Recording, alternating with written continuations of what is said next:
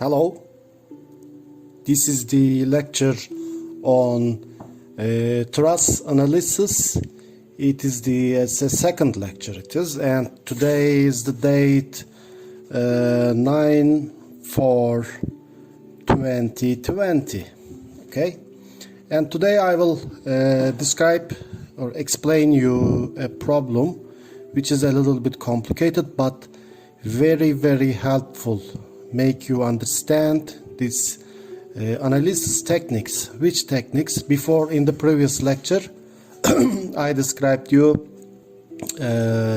joint method to solve, or cut section method. Now I will make an application these methods on a problem. Here this is a book which is very helpful. I just got it from a friend, Miriam and Craig. It's a very helpful statics book. And from this book, from the 4th chapter, as you see, there is a problem. Determine the force in member dk of the loaded overhead sign truss. This is overhead sign truss, means sign truss which is used in the highways, maybe, which is for signs. But the structure of this truss is, as you see, made of cylinder rods and joints.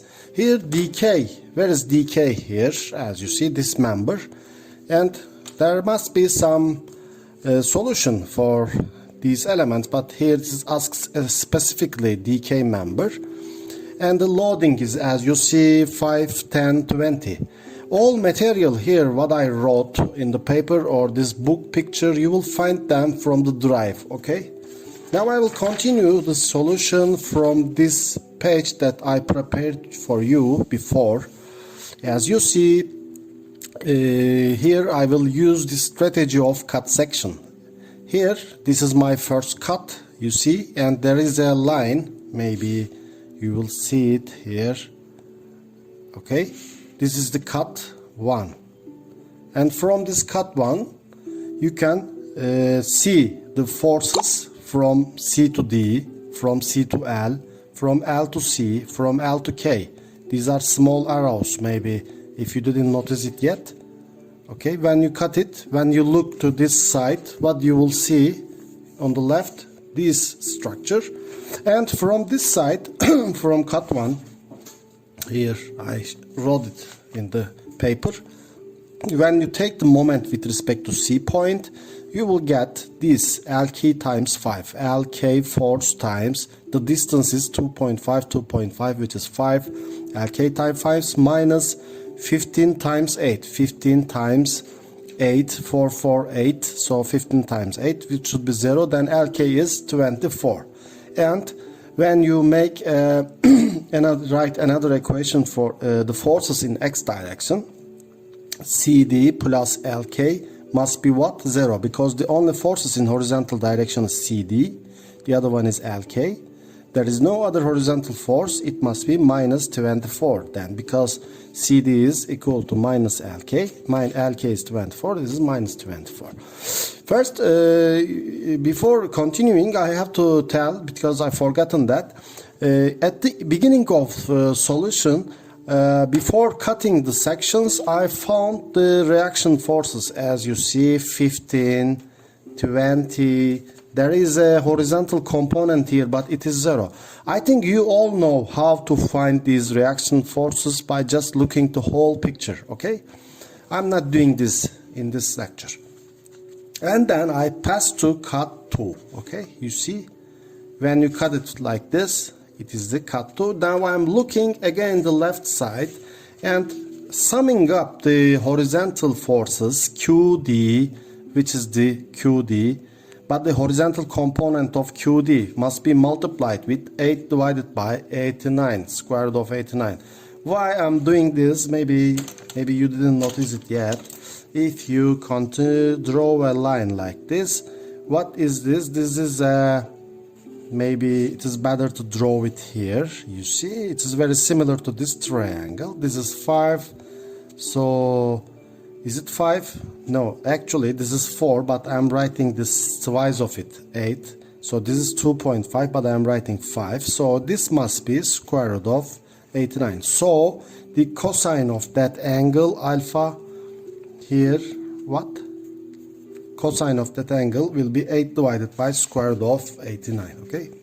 Plus CD plus LK. CD plus LK. So I'm writing all the horizontal forces must be equal to what? 0. Or what does it mean? It will give you directly, because we know CD and LK, one of them is the opposite of the other one, so they will cancel each other, then they will 0. So this will give us directly QD will is equal to QK, but minus QK.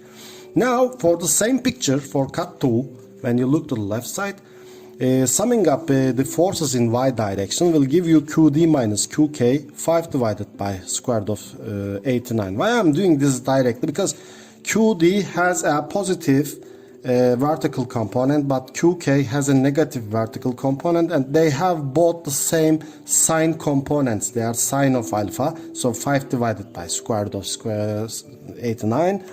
Then I'm taking them the common parenthesis, minus 5, don't forget this, and plus what? 15, which is coming from the reaction, as you see. So from this side, what you see is I'm writing it here.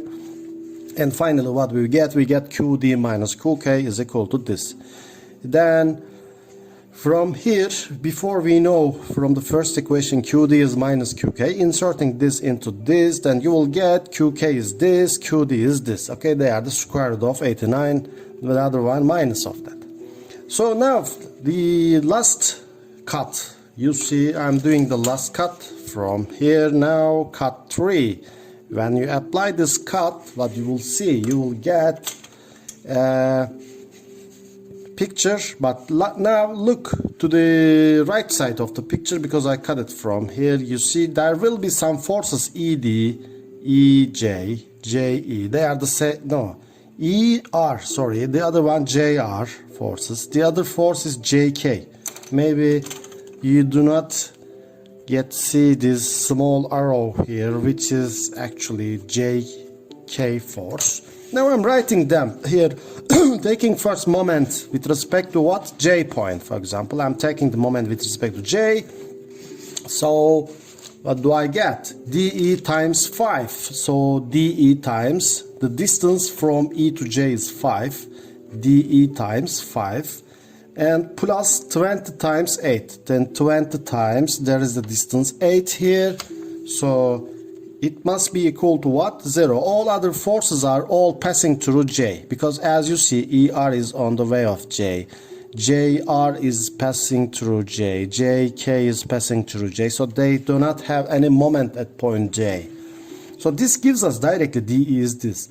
And taking the forces in x direction, summation of them, minus DE minus JK, minus DE minus JK will give you this. JK is 32. Okay, until to this point I got some forces. Now we can use the joint method. Okay, these are all for cut section, and use joint D. Now it's very easy. When you take the D joint, what you will see there is a DC force, you see. There is the DE force, and we calculated all of them before. You can write them here. This is minus 32, for example, DE here. DC is minus 24 before I did it. Where is DE? Where is DE? No, I cannot find. No, it is DC, sorry. CD or DC, they are the same, minus 24, okay. And the QD minus square root of 89. I found it here. There are two forces, you see. One of them is DK, the other DR. So for one single point you can calculate these two unknowns. I wrote force equations in x direction. You see, you can analyze it details later, and in y direction. And after what I found, what is DK came out to be what? You see, 5 kilonewton. And it's positive number, so it's a tensioning force, and this is the same number that I see in the book. DK is 5 kilonewton. Then you can solve some other problem yourself, especially I gave you before in the problem set. Then you can try yourself. Okay, so thank you very much for your listening. See you at the next lecture hour. Okay.